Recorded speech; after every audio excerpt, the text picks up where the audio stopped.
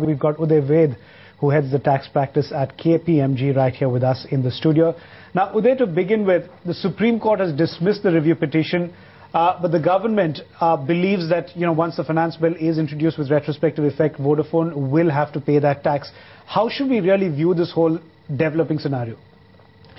So, if one sees, these are the proposals as on today, when the finance bill was introduced on 16th of March.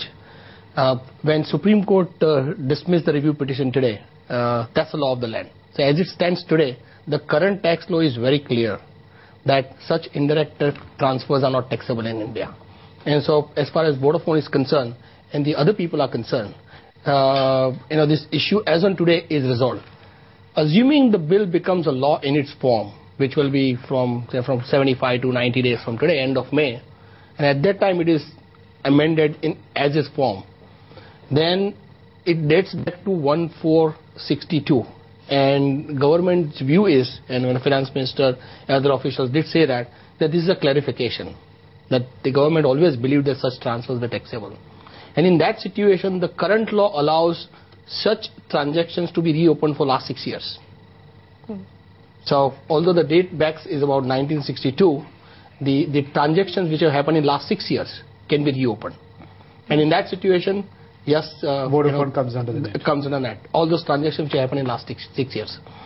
Right. Uday, now retrospective validation has been the case in two of the cases earlier in ITC and even Lago Udyog Bharti case as well. But then is there a case, or is there probably an option available in which Vodafone probably could be exempt from it, since Supreme Court has already given the judgment on it? So it's an interesting question. But first, on the retrospective amendment, this issue has been litigated in the past, and the constitutional validity of such retrospective amendments have been challenged in the past on various other issues. However, it has been held that legally it is possible for the legislature to make an amendment with a retrospective effect. So from that perspective, I think government would be within the law. From a Vodafone perspective, the question is whether, as far as the taxability could be challenged with a retrospective effect, can withholding tax obligations be challenged with a retrospective effect? And so that would be one question, because withholding tax obligations currently under Section 195 arise at the time of payment or credit of income, whichever is earlier. Right? So the payment or credit happened maybe sometimes in 2007. So at that time, the withholding tax obligations arose. And at that time, the law was, and Vodafone and others believed that such transfers were not taxable. And then they relied on that. And today, Supreme Court in January held that such transfers are not taxable. It also held that there were no withholding tax obligations.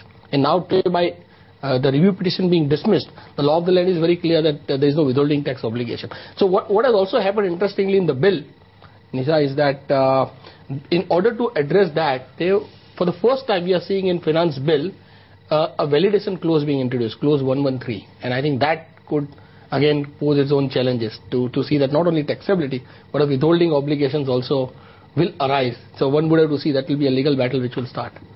Now, Uday, assume the finance bill does get passed, assume it becomes an act.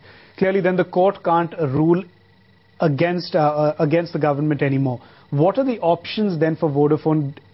Can they take this case to international courts and sort of see what the logical end to that possibility? So there would be legal options, as I think Mr. Salve was saying. I think people like him are the right people to talk about legal options.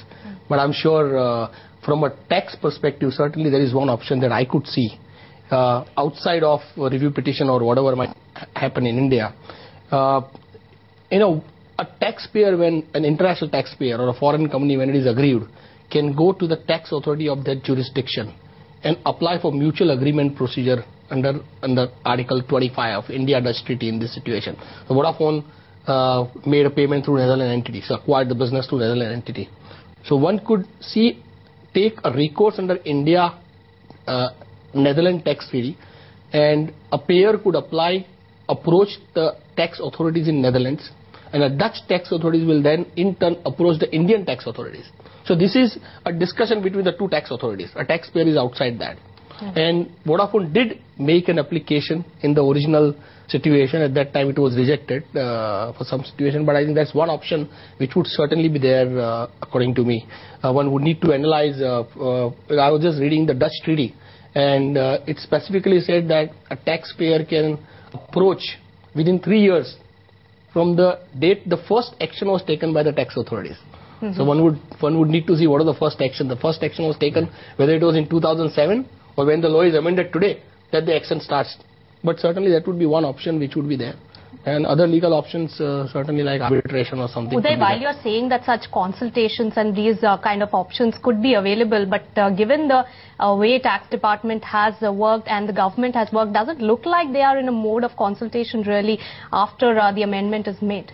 So that certainly, I think, the government's view is very clear. And they said it's not a retrospective amendment, it is a clarification of the law, right? Not only from a taxability perspective, also from a withholding tax perspective. So I'm sure, although that would be an option which would be discussed, I'm not sure whether in practice that yes, that could be an issue, but certainly that's a legal recourse which is available under the tax treaty. And we've seen a number of mutual agreement procedure applications being filed by various taxpayers, whether under the India-US tax treaty or under UK law, or under Dutch law now or in Japan. So I think there are a number of cases which have been filed in the past, and number of cases under US treaty have been successfully resolved also. But yeah, this would be a typical case where government may not be in a mood to listen to that.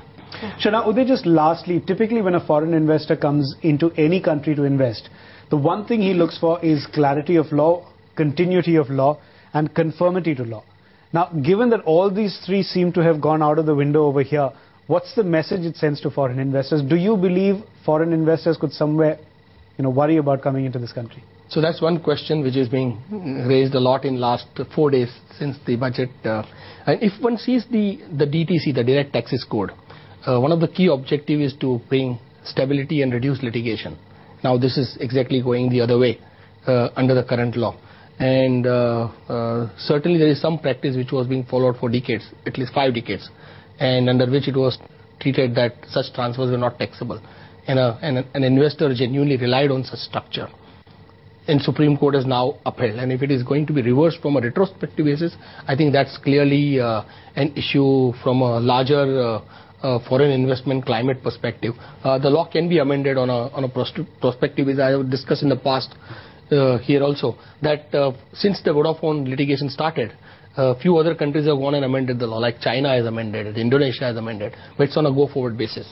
But nowhere, I think, in the situation where the law has been amended with a retroactive basis. And so certainly I think this would have is a larger issue on the foreign investment and the investment climate perspective.